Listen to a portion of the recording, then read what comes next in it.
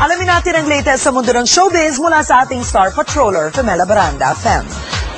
Karen, hot na hot ang summer edition ng mga men's magazine. Bumida rin sina Boy Abunda at Bibi Gandang Hari sa unang gay and lesbian feature ng Maxim. At Fiona Pascual may sariling golf cup para sa edukasyon ng kabataan. Nagpapatrol, Gretchen Pulido.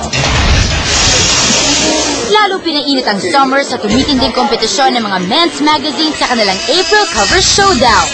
Tampok ang actress model na si Paloma sa FHM na gold foil lang ang suot at Playboy cover girl sa kanilang semi-nude formation.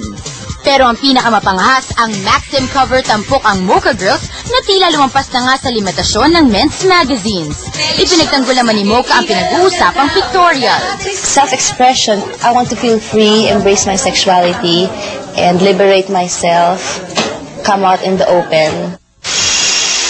Dito naman sa unang gay-lesbian edition ng Maxim sina Boy Abunda, Danton Remoto at iba pang gay personalities.